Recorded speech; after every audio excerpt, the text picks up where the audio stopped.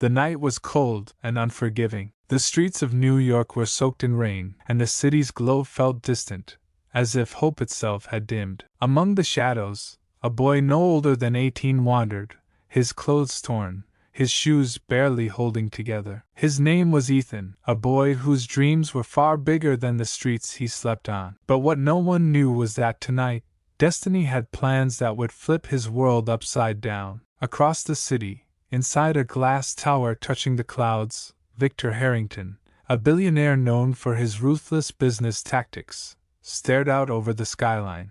For years, he'd conquered industries, crushed competitors, and built an empire so vast that people whispered his name in fear. Yet, behind the suits and luxury, Victor felt empty. He had all the money in the world, yet something was missing. He just didn't know what. Fate works in strange ways. Hours later, Victor's luxury car broke down near a forgotten alleyway.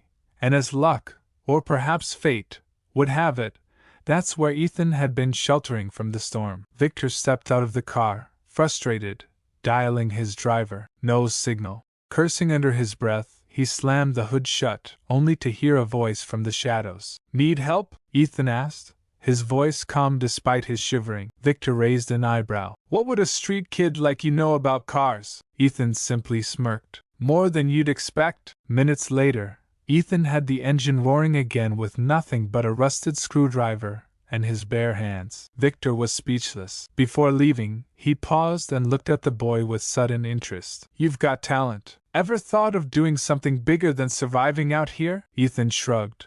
"Dreams are expensive." Victor chuckled. "Come with me. Maybe I can change that." Ethan knew better than to trust strangers, but something about the moment felt right. He climbed into the car, unaware that his life was about to collide with secrets far bigger than himself. Days turned into weeks. Victor offered Ethan a place to stay, food on the table, and more importantly, a chance to work in his private workshop. Ethan's genius shined. He designed machines, sketched blueprints for inventions that no one had seen before. Victor watched in silent awe.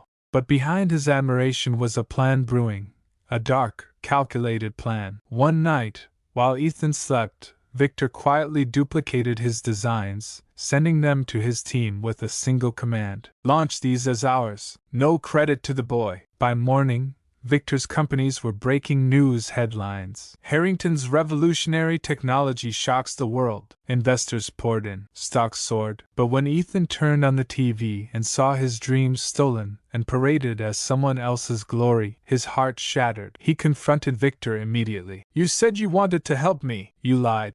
Victor leaned back in his leather chair, completely unfazed. "Business is about survival, Ethan. Welcome to the real world." Betrayed, Ethan packed his things and left without another word. Back on the streets, alone, broken, he nearly gave up. But one rainy night, sitting beneath the same street lamp where Victor had first found him, Ethan opened his notebook and began to sketch. This time, something bigger, something the world had never seen. A machine not just to make money, but to change lives. Months passed, and Ethan worked in silence, funded by small jobs, powered by sheer determination. And just as Victor was basking in his stolen success, an unexpected announcement shocked the entire tech industry. A mysterious young inventor named Ethan Cross was set to unveil groundbreaking technology, something that could provide unlimited clean energy to the entire world. The media swarmed. Investors who once worshipped Victor now chased the name Ethan Cross. The night of the reveal was electric. The stage was massive. The crowd was global. And as Ethan stepped forward,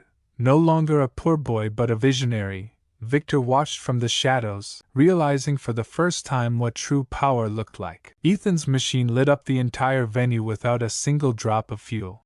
"This is for the ones who were forgotten," Ethan said into the microphone, his voice steady and proud. "For every dreamer told they weren't enough. For every kid left out in the cold, like I was. Today, we take back our future." The crowd erupted into cheers. Investors threw offers his way. But Ethan didn't come for the money. He came for change. He established foundations, built shelters for the homeless, and funded schools for those with dreams bigger than their wallets. One evening, long after the world had crowned him the new face of innovation, Victor showed up backstage. His eyes, for once, carried something unfamiliar: regret. I was wrong, Victor admitted. I thought money was the meaning of life. But you showed me it's about what we give, not what we take. Ethan paused, then simply said, then make it count. You still have time. And with that, the billionaire who once owned everything walked away, realizing he'd never truly owned anything that mattered. In a world obsessed with wealth and power,